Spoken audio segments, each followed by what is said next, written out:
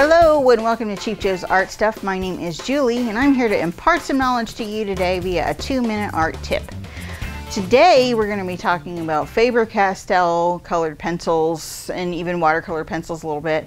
There is a long form video where we're talking about discussing colored pencil brands as a group, so make sure to check that out if you're comparison shopping. But if you're looking for a little bit of in-depth detail, here's the place to be for some info about Faber-Castell.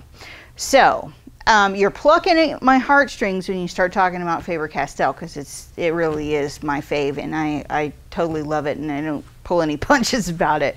But I wanted to show you a little bit of my work with Faber, and why the characteristics of Faber make it kind of conducive to the way I do things.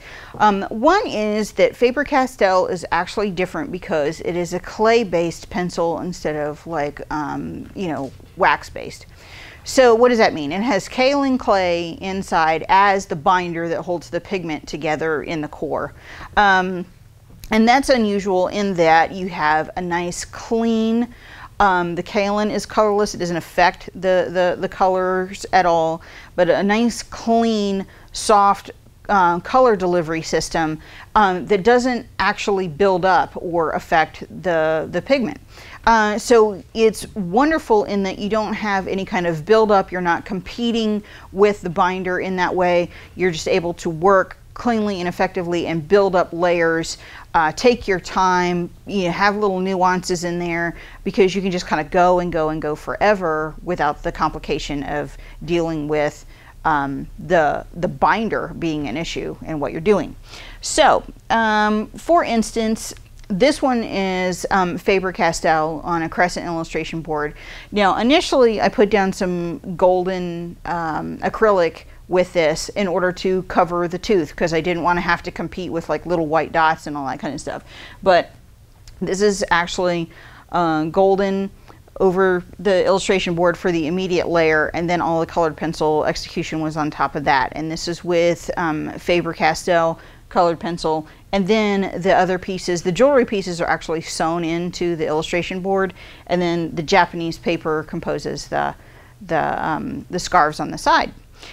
This one on the top here is actually Faber-Castell watercolor pencil, where only pieces and parts of the actual pencil are activated, you know, with water. Some pieces are, some pieces aren't. It just depends on what I was trying to do. But as you can see, you get a really nice, rich depth with those colors. And then also this piece here over my shoulder is another Faber-Castell piece. We're able to execute those really dark darks and get in there and do all kinds of different nuances.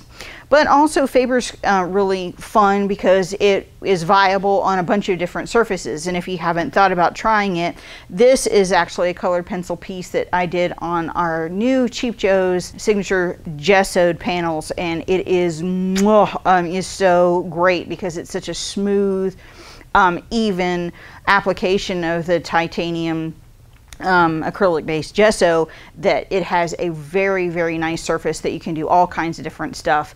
Even, you know, and outside of painting, it's a very, very fun surface to work on, and Faber works well on it. So if you haven't tried some Faber-Castell, make sure that you try these out. They are fantastic and one of my favorite things to work with. So get yourself some Faber, treat yourself. It's a fun thing to do, and enjoy.